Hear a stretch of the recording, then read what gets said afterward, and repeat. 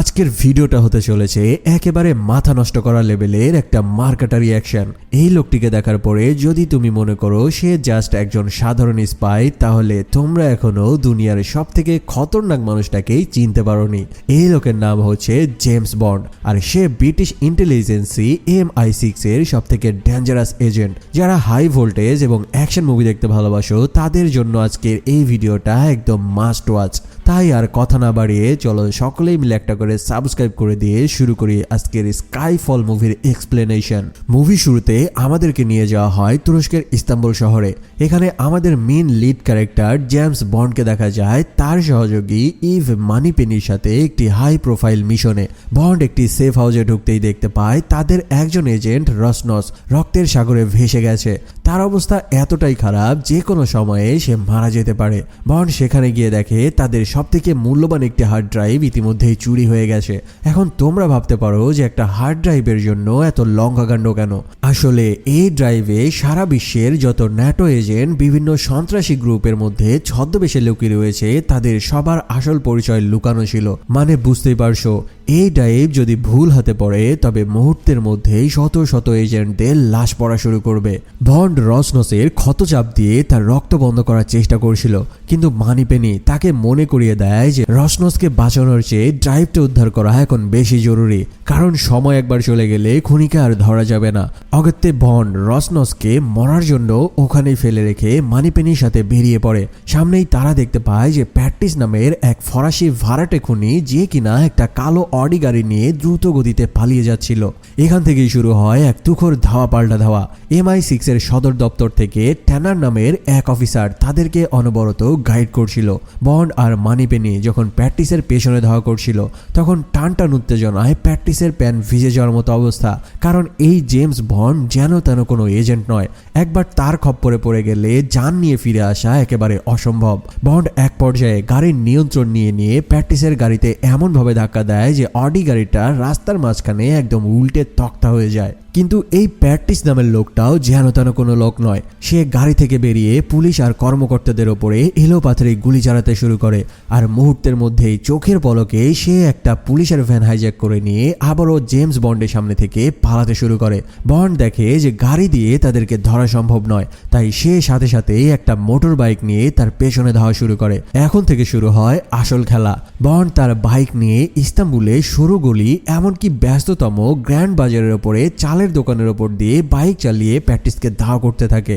মানে কি এক সিন! শত শত বছরের পুরনো সব দোকানের চালের ওপর দিয়ে জেমস বন্ড যেভাবে বাইক নিয়ে তাকে তাড়া করছিল তা দেখলে তুমি একদম থ হয়ে জমে যাবে। অন্যদিকে MI6 এর বস তার অফিস থেকে পুরো এই মিশনটা লাইভ মনিটরিং করছিল। তার কপালে তখনও দুশ্চিন্তার ভাঁজ, কারণ ড্রাইভটা কোনোভাবেই তাদের এজেন্টদের হাতছাড়া করা যাবে না। মানিপেনি সিসিটিভি ফুটেজ দেখে শর্টকাট রাস্তা ধরে প্যাট্রিসকে কোণঠাসা করার চেষ্টা করতে থাকে। প্যাট্রিস যখন বুঝতে পারে সে চারপাশ থেকে ঘেরাও হয়ে গেছে তখন সে চলন্ত একটা মালবাহী ট্রেনের ওপরে লাফিয়ে পড়ে। বন্ড আর সময় নষ্ট না করে নিজের যান বাজি রেখে সে ওই ট্রেনের ওপরে নিজেও ঝাঁপিয়ে পড়ে। এখন শুরু হয় চলন্ত ট্রেনের ওপরে দুই খতরনাক এজেন্টের জমের মতো লড়াই। MI6 কন্ট্রোল রুম থেকে যখন শুনতে পায় যে বন্ড ট্রেনের ছাদের ওপরে লড়াই করছে তখন সেও একটু ঘাবড়ে যায়, কিন্তু ধাওয়া থামানো কোনো উপায় ছিল না। ট্রেনের উপরে বন্ড প্যাট্রিসের কাছে পৌঁছানোর জন্য একটা বগিতে রাখা বিশাল এক্সকেভেটর বা মাটি কাটার মেশিন নিয়ে সামনে এগোতে থাকে। ঠিক তখনই প্যাট্রিসের ছোড়া একটি গুলি বন্ডের বুকের মধ্যে এসে লাগে, কিন্তু বন্ড কি আর এত সহজে হার মানার পাত্র? সে বুকে গুলি খাওয়ার পরও মিশন চালিয়ে যেতে থাকে। প্যাট্রিস তাকে আটকানোর জন্য ট্রেনের বগি আলাদা করে দেওয়ার চেষ্টা করতে থাকে, কিন্তু বন্ড বিশাল এক লাফ দিয়ে পরের বগিতে চলে যায়। মানিপেনি যখন তাকে জিজ্ঞেস করে সে ঠিক আছে কিনা, তখন বন্ড জাস্ট কুলভাবে উত্তর দেয় যে শান্ত হও, আমি কেবলমাত্র বগি বদলিয়েছি, আমি আমার রূপ বদলাইনি। এদিকে ট্রেনটা একটি বিশাল ব্রিজের ওপর দিয়ে উঠে যায় এবং সামনেই ছিল অন্ধকার সুড়ঙ্গ। মানিপেনি দূরে তার রাইফেল নিয়ে পজিশন নিয়েছিল যাতে প্যাট্রিসকে এক গুলিতে খতম করে দেওয়া যায়, কিন্তু সমস্যাটা ছিল অন্য জায়গায়। ট্রেনটা এত বেশি দুলছিল আর বন্ড এবং প্যাট্রিস একদম গায়ে গায়ে লেগে মারামারি করছিল। মানিপেনি কে জানায় তার কাছে পরিষ্কার শট নেওয়ার জন্য কোনো অ্যাঙ্গেল নেই। গুলি করলে ভুল করে হয়তো বন্ডের গায়ে লেগে যেতে পারে, আর তার সন্দেহ হচ্ছে যে এই শটটি বন্ডের গায়ে লাগার সম্ভাবনা একদম 99%। কিন্তু এম তখন জানতেন যে ড্রাইভটা একবার হাতছাড়া হয়ে গেলে হাজার হাজার এজেন্ট মারা পড়া শুরু হবে। তাই সে এক প্রকার বাধ্য হয়ে মানিপেনিকে নির্দেশ দেয়, টেক দ্য ব্লাডি শট। বসের এমন এক নির্দেশনার পর মানিপেনি কাঁপা কাঁপা হাতে তার ট্রিগার টিপে দেয়, আর ঠিক যা ভয় করছিল সেটাই ঘটে। গুলিটা প্র্যাকটিসের গায়ে না লেগে সরাসরি যে বন্ডের গায়ে লাগে। বন্ডের শরীরটা সাথে সাথেই ছিটকে গিয়ে পড়ে ব্রিজের নিচে থাকা তীব্র স্রোতের নদীর মধ্যে। মানিপেনি যখন কাঁদতে কাঁদতে রিপোর্ট দেয় বন্ড গুলি খেয়েছে, তখন পুরো MI6 এর কন্ট্রোল রুমে পিন পতন নীরবতা নেমে আসে। আর এইদিকে প্র্যাকটিস তখন রিল্যাক্সে সেই ড্রাইভটা নিয়ে অনায়াসে পালিয়ে যায়। সবাই ধরেই নেয় যে ব্রিটিশের সব থেকে শক্তিশালী অস্ত্র জেমস বন্ড আজ থেকে চিরতরে শেষ হয়ে গেছে। তোমরা কি ভাবছো, বন্ড কি আসলে মারা গেছে? আরে ভাই, যার নাম জেমস বন্ড তাকে মারা কি এত সহজ? ঠিক 3 মাস পরের একটি কাহিনী দেখানো হয়। এদিকে জেমস বন্ড নিখোঁজ, আর ওদিকে ব্রিটিশ ইন্টেলিজেন্সি বা MI6 এর অবস্থা একদম নাজেহাল হয়ে পড়েছে। সিন চেঞ্জ হয় আর আমাদের নিয়ে আসা হয় এক গম্ভীর মিটিংয়ে, যেখানে MI6 এর প্রধান এম এবং ট্যানারকে তলব করেছে সংসদীয় কমিটির চেয়ারম্যান গ্যারেথ ম্যালোরি। এই ম্যালোরি হচ্ছে সাবেক SAS অফিসার, মানে বুঝতেই পারছো বেশ কড়া ধাতুর মানুষ। ম্যালোরি সোজা কথায় এমকে ধুয়ে দিচ্ছিল, কারণ ওই যে ন্যাটোর এজেন্টদের লিস্ট চুরি হয়েছে, এটা MI6 এর ইতিহাসের সব থেকে বড় ব্যর্থতা। ম্যালোরি এমকে ইনডিরেক্টলি বুঝিয়ে দেয় আপনার বয়স হয়েছে, তাই এবার রিটায়ারমেন্টে যাওয়ার পালা। মানে তাকে 2 মাসের সময় বেঁধে দিয়ে সম্মানজনকভাবে বিদায় নিতে বলা হয়। কিন্তু আমাদের আন্টি এম তো আর কোনো জানাতানা মহিলা নয়, তিনিও সাফ জানিয়ে দেয় আমার সংস্থা এখন বিপদের মুখে, আর এই অবস্থায় আমি তাদের ফেলে কোথাও যেতে পারি না। এক কথায় ম্যালোরির মুখে ঝামা ঘষে দিয়ে আন্টি মিটিং থেকে বেরিয়ে আসে। কিন্তু আসল টুইস্ট এখনো বাকি। সদর দপ্তরে ফেরার পথে ট্যানার হঠাৎ একটা সিগন্যাল পায়, কেউ একজন ওই চুরি হওয়া হার্ড ড্রাইভটি হ্যাক করার চেষ্টা করছে। আর সব থেকে অবাক করা ব্যাপার হচ্ছে হ্যাকিং এর সিগন্যালটা আসছে খোদ MI6 এর এজেন্টের অফিসের ভেতর থেকে। এম দ্রুত অফিসে পৌঁছানোর নির্দেশ দেয়, কিন্তু তাদের স্ক্রিনে হঠাৎ একটা মেসেজ ভেসে আসে, যাতে লেখা ছিল থিঙ্ক ইওর সাইন, অর্থাৎ নিজের পাপের কথা চিন্তা করো। আর এটি দেখে এম বুঝতে পারে যে এটি ছিল সরাসরি এমকে দেওয়া এক ভয়ঙ্কর হুমকি। তোমাদের হয়তো এই মুভিটা বুঝতে একটু সমস্যা হচ্ছে, জাস্ট একটু সময় নিয়ে দেখতে থাকো। সামনে এমন কিছু তোমরা দেখতে চলেছ যেটা দেখার পরে তোমরা একদম স্ট্যাচু হয়ে জমে যাবে। কারণ আর কারো নয়, এটা হচ্ছে জেমস বন্ডের মুভি। রক্তহীন করা কাহিনী থাকবে না তা কখনো হতেই পারে না। যাই হোক, ঠিক ওই মুহূর্তে এম এর গাড়ি পুলিশ আটকে দেয়। তারা গাড়ি থেকে নামা মাত্রই বিকট একটা শব্দে বিস্ফোরণ ঘটে, আর চোখের সামনে MI6 সদর দপ্তরের একটা অংশ তাসের ঘরের মতো উড়ে যায়। মাথা নষ্ট করা সেই বিস্ফোরণে MI6 এর 6 জন নিরাপরাধ কর্মী ভেতরে থাকার কারণে মারা যায়। এম স্তব্ধ হয়ে সেখানেই দাঁড়িয়ে থাকে। সে বুঝতে পারে শত্রু এবার তাদের ঘরের ভেতরে ঢুকে হামলা করা শুরু করেছে। সিন কাট হয় আর আমাদের নিয়ে যাওয়া হয় এক অজানা জায়গায়, যেখানে দেখা যায় আমাদের হিরো জেমস বন্ড এখনো জ্যান্ত রয়েছে।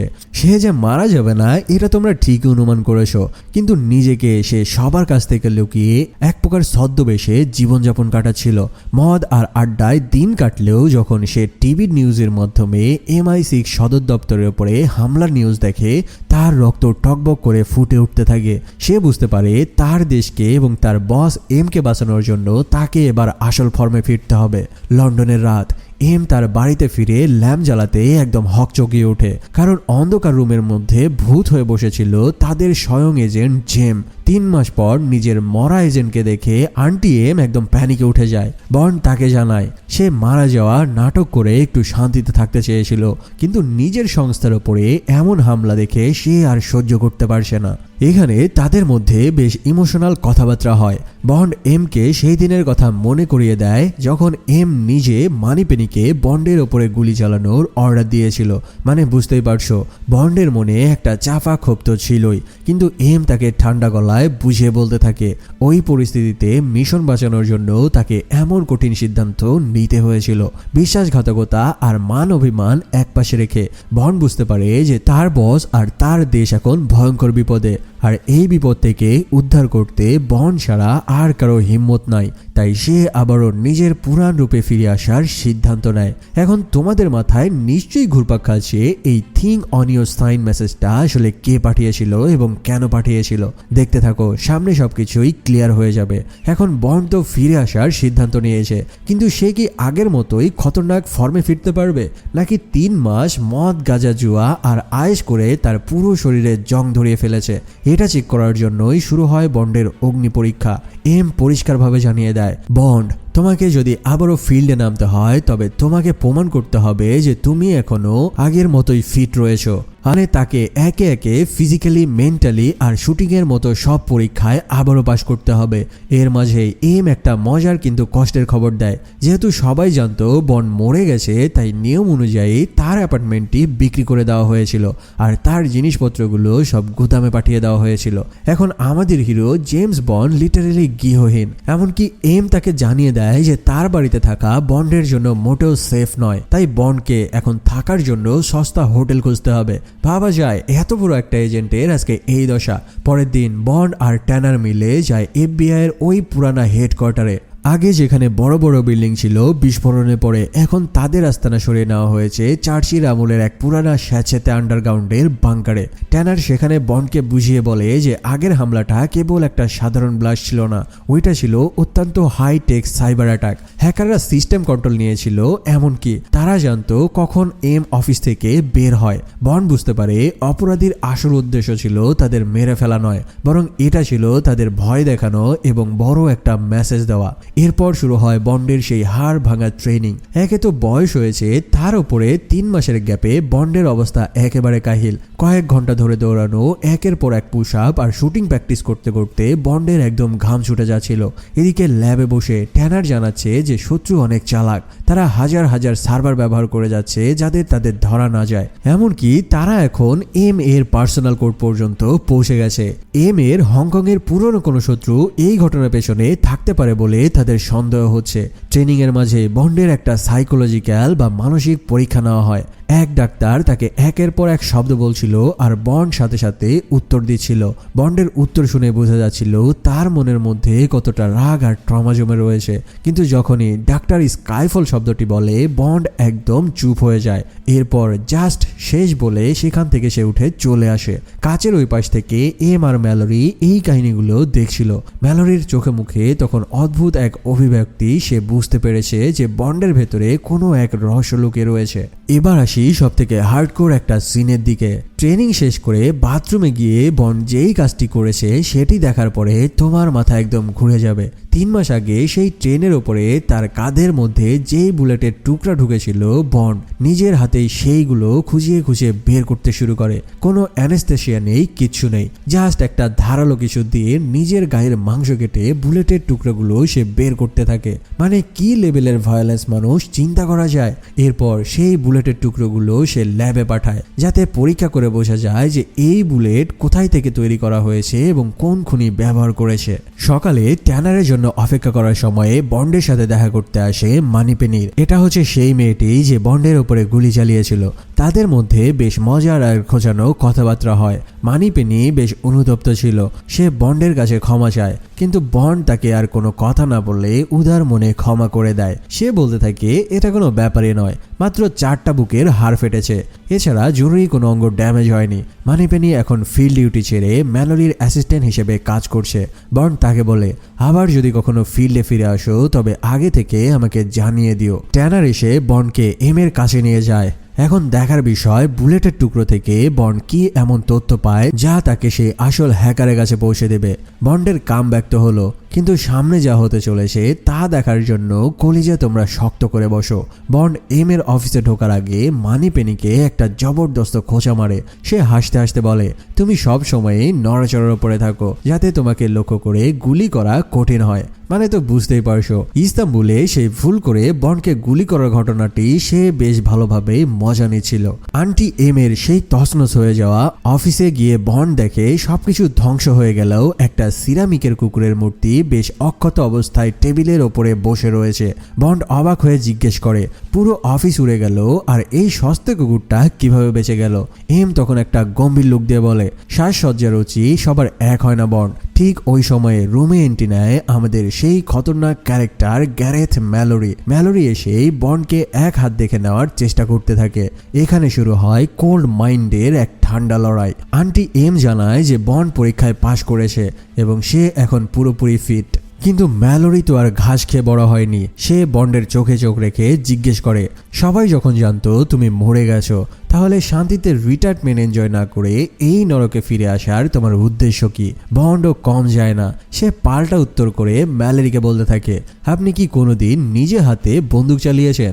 ম্যালোরি তখন দাপটের সাথে উত্তর দেয়, এখনকার লড়াইটা কেবল বন্দুকের নয়, এটা তরুণদের সাইবার গেম। বন্ডের মতো বুড়ো হাড় দিয়ে এই কাজ হবে না বলে তাচ্ছিল্য করতে থাকে।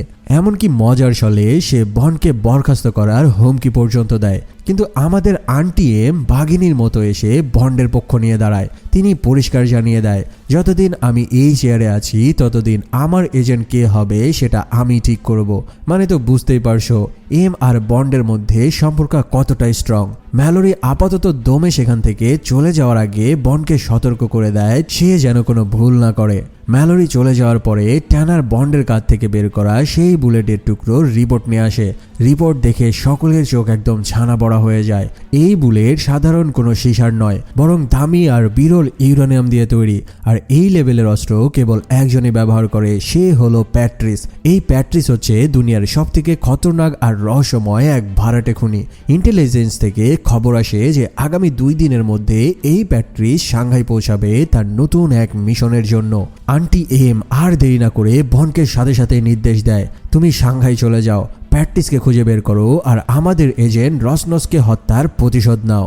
এখানে আমরা জানতে পারি যে বন্ড এই আন্টি এম কে তার নিজের মায়ের মতো শ্রদ্ধা করত, যার কারণে নির্দেশ পাওয়ার সাথে সাথেই বন্ড এক কথায় রাজি হয়ে যায়। কিন্তু এখানে বিশাল একটা টুইস্ট রয়েছে। বন্ড রুম থেকে বেরিয়ে যাওয়ার পর ট্যানার এম কে জিজ্ঞেস করে, ম্যাম বন্ড তো পরীক্ষায় আসলে পাশ করেনি, তবে আপনি কেন তাকে ফিট বলে ঘোষণা করলেন? এম তখন একটা দীর্ঘ নিঃশ্বাস ফেলে বলে, আমি জানি বন্ড পাশ করেনি, কিন্তু এখন আমাদের হাতে আর কোনো অপশনও নাই। মানে বন্ডকে এক প্রকার ভাঙা শরীর আর মন নিয়েই মিশনে পাঠানো হচ্ছে। এমনকি এখানে আন্টি এমও জানে যে বন্ড তার শত্রুর সাথে এই শরীর নিয়ে পেরে উঠবে না, যার পরিণামে বন্ডের মৃত্যু পর্যন্ত হতে পারে। এরপর সিন চেঞ্জ হয় আর আমাদের নিয়ে যাওয়া হয় একটা আর্ট গ্যালারিতে। বন্ড সেখানে একটা ভাঙাচোরা জাহাজের ছবির সামনে খুব বিষণ্ণ মনে বসেছিল। ঠিক তখনই তার পাশে এসে বসে এক তরুণ। দেখে মনে হচ্ছিল ভার্সিটি পড়ুয়া কোনো ছাত্র হবে, কিন্তু এই চ্যাংড়া ছেলেটাই হচ্ছে MI6 এর নতুন সেকশন হেড জাদুকরি হ্যাকার, যার নাম কিউ। বন্ড তাকে দেখে তাচ্ছিল্য করে বলতে থাকে, তোমাকে দেখে তো ইন্টার্ন মনে হচ্ছে, তুমি আবার কিসের এক্সপার্ট? কিউ তখন আত্মবিশ্বাসের সাথে বলে, বয়স দিয়ে কারো ক্ষমতা বিচার করা ঠিক নয়। আমি আমার ল্যাপটপ দিয়ে 1 ঘন্টায় যেই ক্ষতি করতে পারবো আপনি সারা বছর বন্দুক চালিয়েও তা করতে পারবেন না। বন্ড আর কিউ এর এই কথোপকথনগুলো ছিল দেখার মতো। কিউ বন্ডের হাতে তার নতুন সরঞ্জামগুলো তুলে দেয়, কিন্তু এবার কোনো রকেট লঞ্চার বা অদৃশ্য হওয়ার গ্যাজেট ছিল না। কিউ তাকে দেয় একটা সাংহাইয়ের টিকিট, কিছু ভুয়া পাসপোর্ট আর একটা বিশেষভাবে প্রস্তুতকৃত 9mm পিস্তল। এই পিস্তলের বিশেষত্ব হলো এতে মাইক্রোডার্মাল স্ক্যানার আছে, মানে বন্ডের হাতের ছাপ ছাড়া এই পিস্তল অন্য কেউ গুলি চালাতে পারবে না। এছাড়াও জরুরি সিগন্যালের জন্য একটা পুরনো আমলের রেডিও দেওয়া হয়। বন্ড হাসতে হাসতে বলে, ব্যাস এতটুকুই, তোমরা কি এখনো সেই ফাটানো কলম বানাও না? কিউ সিরিয়াস মুখে উত্তর দেয়, আমরা এখন আর সেই আগের যুগে নেই, এখনকার লড়াইটা হয় বেশ রিয়েলিস্টিক। বিদায় নেওয়ার সময়ে কিউ তাকে মনে করিয়ে দেয় বন্ড যেন তার জিনিসপত্রগুলো আবারও অক্ষত অবস্থায় তাকে ফেরত দেয়। এখন বন্ড একাই যাচ্ছে সাংহাইয়ের সেই অন্ধকার জগতে। বন্ডের টার্গেট সেই খতরনাক কিলার প্যাট্রিস এয়ারপোর্ট থেকে নেমে বিশাল আকাশচুম্বী দালানের দিকে রওনা দেয়, আর আমাদের বন্ড ছায়ার মতো তার পিছু করা শুরু করে। প্যাট্রিস যখন লিফটে করে উপরের তলায় উঠছিল, বন্ড এক মারাত্মক জীবনের ঝুঁকি নিয়ে লিফটের নিচেই ঝুলে পড়ে। জাস্ট চিন্তা করো, 1000 ফুট ওপরে লিফটের নিচে ঝুলে ঝুলে উপরের দিকে উঠা।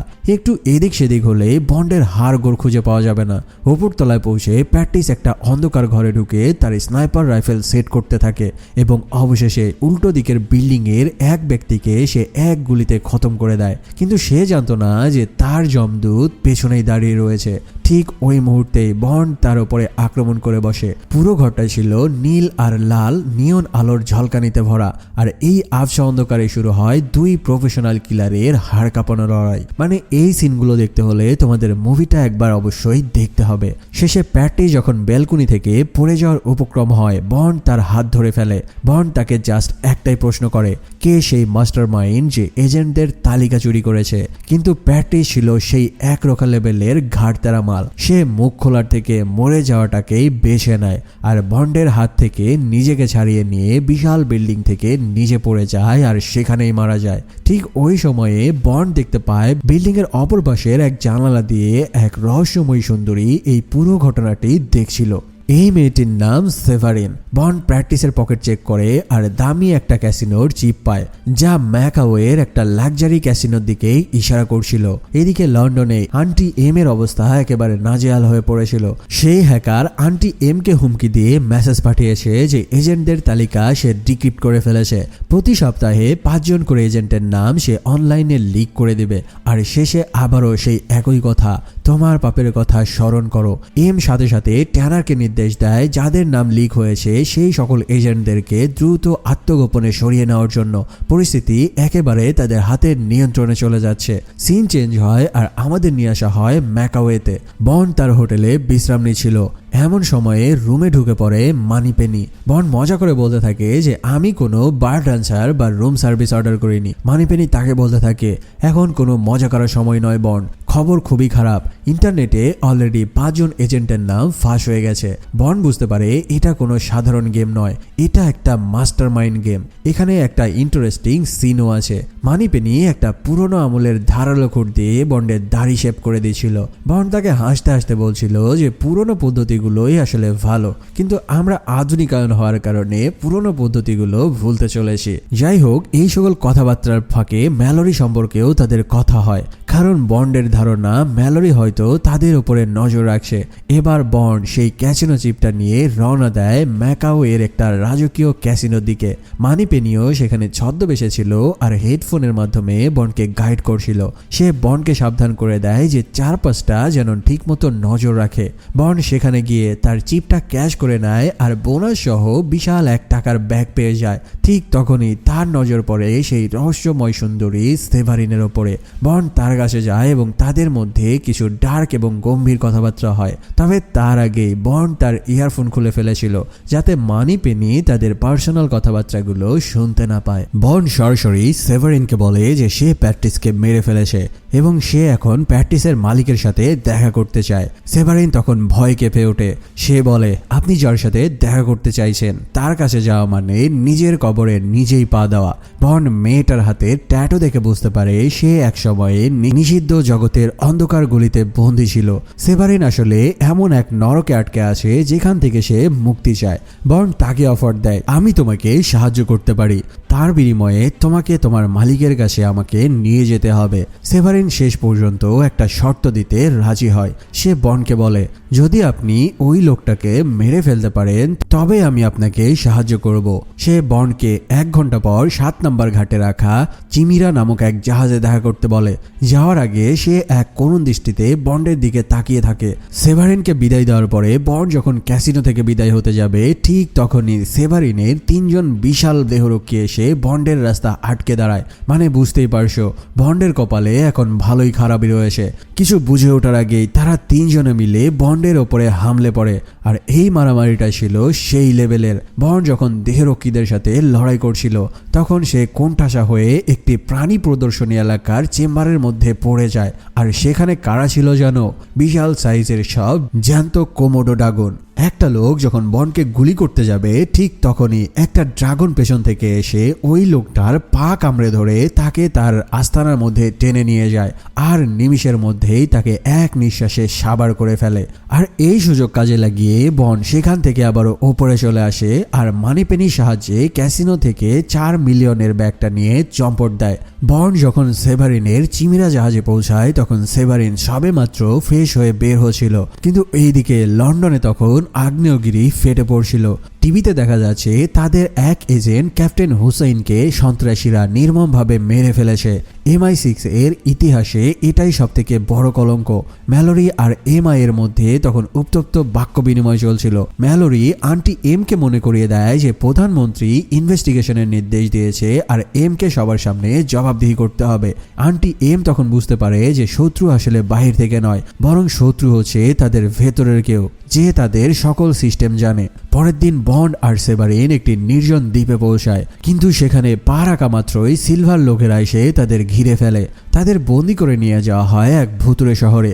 আর এই শহরটা আসলে একটা পরিত্যক্ত ডিজিটাল জঞ্জাল, যেখানে সিলভা তার নিজের সাম্রাজ্য বানিয়ে বসেছে। এখানে দেখা যায় এই মুভির আসল মাস্টার মাইন্ড রাউল সিলভারকে। এই লোকটাকে দেখার পরে তোমার মাথা নষ্ট হয়ে যাবে। সিলভার একসময় MI6 এর টপ এজেন্ট ছিল, কিন্তু এখন সে হয়েছে ভয়ঙ্কর খুনি। সিলভা বন্ডকে ইঁদুরের রূপকের একটি গল্প শোনাতে থাকে যে ইঁদুররা কিভাবে নিজেদের মধ্যে মারামারি করে অপরজনকে মেরে ফেলে। যখন বন্ড তাকে বলতে থাকে যে তুমি কেন আমাকে এই ইঁদুরের গল্প শোনাচ্ছ, এবার সিলভার তাকে বলতে থাকে যে MI6 এর এজেন্ট এম তাকে জাস্ট একটা টোপ হিসেবে ব্যবহার করছে, সময় ফুরিয়ে গেলে তাকেও সে ছুঁড়ে ফেলে দেবে। এই সকল কথা বলতে বলতে এবার সিলভার নিষ্ঠুরতার সকল সীমা ছাড়িয়ে যায়। সে এবার সেভারিনকে বন্ডের সামনে নিয়ে আসে। সেভারিন তখন ভয়ে ভয়ে থরথর করে কাঁপছিল। সিলভার তার মাথার উপরে একটা গ্লাস রাখে আর বন্ডকে বলতে থাকে যে গুলি করে এই গ্লাসটা তার মাথা থেকে ফেলে দিতে, কিন্তু এখানে বন্ড ইচ্ছে করে তার লক্ষ্যভ্রষ্ট নষ্ট করে। কিন্তু সিলভা কোনো দয়া দেখায় না, সে নিজের বন্দুক তুলে নেয় আর সেভারিনকে এক গুলিতে খতম করে দেয়।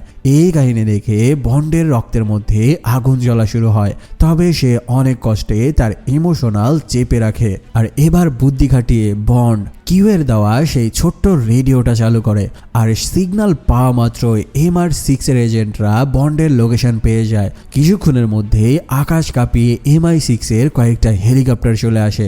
এই কাহিনী দেখে সিলভার লোকজন তাদের দিকে ফায়ার করা শুরু করে দেয়, তবে MI6 এর এজেন্ট এবার আগে থেকেই প্রিপারেশন নিয়ে বসেছিল, তাই কোনো রকম সুযোগ না দিয়ে পাল্টা গুলি চালিয়ে সেখানে থাকা সকল মানুষদেরকে টপকে দেয়। আর অবশেষে MI6 এর এজেন্টরা সিলভারকে বন্দি করে লন্ডনে নিয়ে আসতে সক্ষম হয়। লন্ডনের সেই আন্ডারগ্রাউন্ড জেলে যখন আন্টি এম এবং সিলভার মুখোমুখি হয় তখন শুরু হয় তাদের আবেগ ঘন এবং ভয়ঙ্কর কিছু কথাবার্তা। সিলভা তার কৃত্রিম দাঁত বের করে আন্টি এমকে তার আসল চেহারা দেখায়। বিষ খেয়ে আত্মহত্যা করতে গিয়ে তার চোয়ালের হাড় এবং গাল গলে গিয়েছিল। কি এক ভয়ঙ্কর দৃশ্য রে ভাই। সে আন্টি এমকে দেখায় যে তার বিশ্বাসঘাতকতার কারণে সিলভারের আজকে এই দশা। সিলভা চায় আন্টি এম এর চোখের দিকে তাকিয়ে তার জীবনের শেষ হিসাবটুকু মেলাতে। আন্টি এম সিলভারের সাথে আর কোনো কথা না বলে সেখান থেকে বেরিয়ে আসে এবং বন্ডকে নির্দেশ দেয় সিলভারের কম্পিউটার হ্যাক করে তথ্য বের করতে। বন্ড তখন জানতে পারে সিলভা একসময়ে হংকংয়ে আন্টি এম এর আন্ডারে কাজ করত এবং বন্ডের মতোই মেধাবী ছিল, কিন্তু সে সীমা অতিক্রম করার কারণে আন্টি এম তাকে চাইনিজদের হাতে তুলে দিয়েছিল। কিউ তখন তার ল্যাপটপ নিয়ে সিলভারের কম্পিউটার ডিক্রিপ্ট করার চেষ্টা করছিল। কিউ ভাবছিল সে হয়তো দুনিয়ার সেরা হ্যাকার, কিন্তু এই সিলভার ছিল তার থেকেও বড় শয়তান। সিলভা আসলে ইচ্ছে করে নিজেকে ধরা দিয়েছিল যাতে সে MI6 এর মেইন সার্ভারের ভেতরে ঢুকতে পারে। কিউ যখন সিলভারের সিস্টেম খোলার চেষ্টা করছিল তখন পুরো হেডকোয়ার্টারের কন্ট্রোল সিলভারের হাতে চলে যায়। বন্ড হঠাৎ কম্পিউটারের স্ক্রিনে গ্যানবোরো রোড লেখা একটি কোড দেখতে পায়। সে বুঝতে পারে এটা লন্ডনের একটা পরিত্যক্ত আন্ডারগ্রাউন্ড স্টেশনের নাম। সিলভা জেল থেকে পালানোর সব ছক আগে থেকেই করে রেখেছিল। বন্ড যখন পাগলের মতো জেলের দিকে দৌড় দেয় ততক্ষণে সিলভা জেলের গেট ভেঙে গায়েব হয়ে গেছে। এখন লন্ডনের অন্ধকার মাটির নিচে শুরু হয় বন্ড আর সিলভারের সেই মরণপণ ধাওয়া পাল্টা ধাওয়া। এখানে যে লেভেলের সিন রয়েছে তার আসল ফিল নিতে হলে তোমাদেরকে মুভিটা দেখতে হবে। সিলভা তো জেল থেকে পালালো, কিন্তু সে যে কতটা খতরনাক মাস্টারমাইন্ড সেটা এবার টের পাওয়ার পালা। কিউ এর ট্র্যাকিং সিগন্যাল দেখে বন্ড যখন আন্ডারগ্রাউন্ড সুড়ঙ্গ আর অন্ধকার গলিতে দৌড়াচ্ছিল তখন একটা জিনিস পরিষ্কার হয়ে যায় যে সবকিছুই সিলভা অনেক বছর আগে থেকেই প্ল্যান করে রেখেছিল। মানে বুঝতেই পারছো, সিলভা চেয়েছিল MI6 যেন তার কম্পিউটার হ্যাক করে, আর সেই ফাঁকে সে পুরো সিস্টেমের 12টা বাজিয়ে জেল থেকে চম্পট দিবে। একটা সময়ে বন্ডের সামনে একটা জ্যাম হয়ে যাওয়া বিশাল লোহার দরজা এসে পড়ে, আর এদিক থেকে দানবের মতো একটি ট্রেন তার দিকে ধেয়ে আসতে থাকে।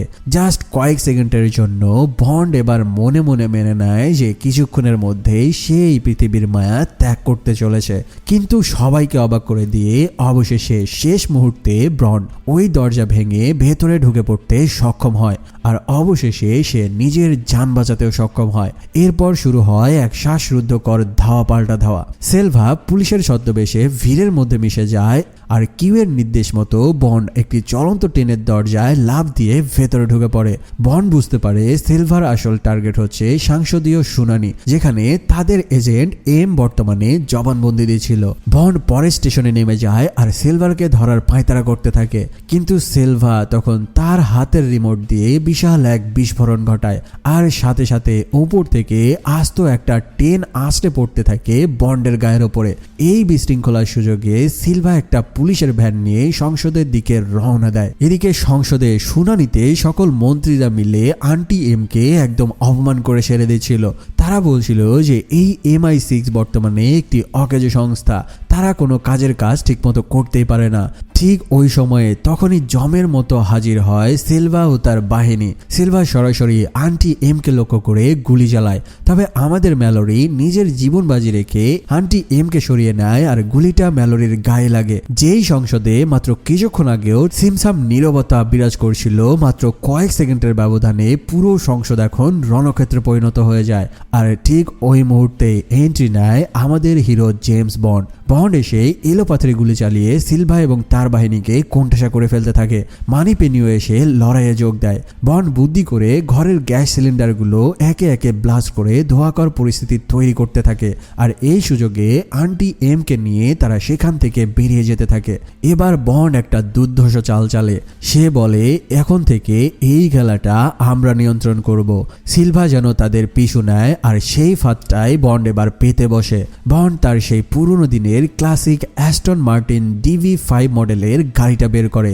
এইটা দেখে আন্টি এম বলতে থাকে যে তুমি এই ভাঙাচোরা গাড়ি নিয়ে কি করবে, কিন্তু বন্ড তাকে সোজা নিয়ে চলে যায় স্কটল্যান্ডের এক নির্জন জায়গায় বন্ডের ছোটবেলার বাড়ি স্কাইফলে। বন্ড জানতো এইবারের প্রত্যেকটা ইঞ্চি তার একদম চিরচেনা, যেটা সিলভার জন্য হতে চলেছে একটা মরণ ফাঁদ। ওইদিকে কিউ আর টানার একটা ভুয়া সিগন্যাল পাঠায়, যাতে সিলভা মনে করে যে বন্ডরা হয়তো অন্য পথে যাচ্ছে। ম্যালোরিও আহত অবস্থায় এই প্ল্যানে ফুল সাপোর্ট তাদের দিয়ে যাচ্ছিল। বন্ডরা যখন স্কাইফলে পৌঁছায় সেখানে দেখা যায় বন্ডের পুরনো মালিক কিংকর্ডের সাথে। বন্ডের কাছে তখন আধুনিক কোনো অস্ত্র বা সরঞ্জাম ছিল না, কেবল ছিল তার বাবার একটা পুরনো আমলে শিকারি করা বন্দুক আর কিছু ডেনামাইট। তারা সবাই মিলে পুরো বাড়িটাকে একটা দুর্গের মতো সাজিয়ে ফেলে। সব জানালা বন্ধ করে চারিদিকে মাইন আর বোমা সেট করে রাখে। এক কথায় সিলভাকে স্বাগতম জানানোর জন্য বন্ড একেবারে প্রস্তুত হয়ে বসেছিল। রাত হতেই সিলভার বিশাল বাহিনী এবং হেলিকপ্টার নিয়ে তার বাড়ির সামনে এসে হাজির হয়। শুরু হয় এক রক্তক্ষয়ী লড়াই। বন্ড আর কিংকেড ভেতর থেকে একেবারে একের পর এক শত্রুদের খতম করতে থাকে, কিন্তু সিলভারের লোকজন যখন বৃষ্টির মতো গুলি চালিয়ে বন্ডের সেই প্রিয় অ্যান্টন মার্টিন গাড়িটা উড়িয়ে দেয়, এটা দেখে বন্ডের মাথায় রক্ত উঠে যায়। সিলভা চিৎকার করে বলছিল বন্ডের পুরো বাড়িটাকে উড়িয়ে দেওয়ার জন্য। এই কথা শুনে বন্ড আন্টি এম এবং কিংকেটকে একটা গোপন সুড়ঙ্গ দিয়ে পাশের একটি গির্জায় পাঠিয়ে দেয়, আর নিজেই তার পুরো বাড়িতে গ্যাস ছেড়ে দিয়ে বিশাল বিস্ফোরণ ঘটায়। সেই বিস্ফোরণে সিলভার হেলিকপ্টার সহ তার অর্ধেক লোক সেখানেই খতম হয়ে যায়। সিলভার আস্তে আস্তে তার সৈন্য হারিয়ে একা হয়ে পড়ছিল, তবে সে বন্ডকে ধাওয়া করা থামায় না। বন্ডকে ধাওয়া করতে করতে সে একটি বরফে জমা হ্রদের ওপরে চলে আসে। বন্ড বরফের নিচে দিয়ে লড়াই করতে গিয়ে সিলভার বাকি সঙ্গীদেরকেও জমের দুয়ারে পাঠিয়ে দিতে দিতে থাকে। এদিকে আহত আন্টি এম সেই গির্জার ভেতরেই লুকিয়েছিল। এদিকে বন্ড যখন সিলভারের লোকজনের সাথে ফাইট করছিল, ওই সুযোগেই সিলভার সেই গির্জার মধ্যে পৌঁছে যায়। সে আন্টি এম এর কাছে পৌঁছে তাকে বলতে থাকে, মরলে একসাথে মরবো, বাঁচলে একসাথে বাঁচবো। এটা বলেই সে দুজনের মাথা একসাথে ঠেকিয়ে ট্রিগারে চাপ দিতে যাবে। ঠিক ওই সময়ে অন্ধকারের ভেতর থেকে বন্ডের ছোড়া একটি বুলেট এসে সিলভারের পিঠের মধ্যে দিয়ে ঢুকে বুক দিয়ে বেরিয়ে যায়। সিলভা ওই জায়গাতে মাটিতে লুটিয়ে পড়ে আর আস্তে আস্তে তার চ্যাপ্টার ক্লোজ হয়ে যায়। কিন্তু গল্পের ট্র্যাজেডি তখনও বাকি ছিল। বন্ড যখন আন্টি এমকে জড়িয়ে ধরে তখন সে দেখতে পায় যে তার মাতৃতুল্য মহিলা এম অলরেডি মারাত্মকভাবে জখম হয়েছিল। আন্টি এম বন্ডের চোখের দিক তাকিয়ে শেষবারের মতো বলে, আমি অন্তত একটা ঠিক কাজ করেছিলাম, সেটা হলো আমার টিমে তোমাকে বেছে নেওয়া। এই কথা বলতে বলতে আন্টি এম বন্ডের কোলেই তার শেষ নিঃশ্বাস ত্যাগ করে। এই দৃশ্যটা ছিল একেবারে বন্ডের জন্য কলিজা ছিঁড়ে যাওয়ার মতো, কারণ এই দুনিয়াতে একমাত্র এই আন্টি এমই তাকে মায়ের মতো আগলে রেখেছিল। মুভির শেষে দেখা যায় MI6 আবারও নতুন করে তাদের পুরো এজেন্সি গুছিয়ে নিয়েছে। মানিপেনি এখন আর ফিল্ডে কাজ করে না, সে ডেস্কের দায়িত্ব নিয়েছে। মানিপেনি বন্ডকে সেই সিরামিকের কুকুরের মূর্তিতে দেয় যেটা আন্টি এম বন্ডের জন্য রেখে গিয়েছিল। আর ম্যালোরি এখন MI6 এর নতুন প্রধান হিসেবে দায়িত্ব গ্রহণ করেছে। বন্ড যখন ম্যালোরি অফিসে ঢোকে, ম্যালোরি তাকে জিজ্ঞেস করে, বন্ড, আমি আসলে তোমাকে ভুল বুঝেছিলাম, বলো তুমি কি নতুন মিশনের জন্য প্রস্তুত কিনা? বন্ড তার সেই চিরচেনা সুরেই উত্তর দেয়, with your pleasure mister M. মানে জেমস বন্ডকে পাঠানো হচ্ছে তার নতুন আরো একটি দুর্ধর্ষ মিশনের জন্য। আর এখানেই এই মাস্টারপিস মুভির শেষ হয়। এই মুভিটা যদি তোমাদের ভালো লেগে থাকে তবে জেমস বন্ডের সকল পর্ব একে একে আমি এক্সপ্লেন করব এই চ্যানেলে। দেখা হচ্ছে খুবই দ্রুত নতুন আরো একটি মুভির এক্সপ্লেনেশন ভিডিও নিয়ে। সে পর্যন্ত ভালো থাকো, সুস্থ থাকো, ধন্যবাদ।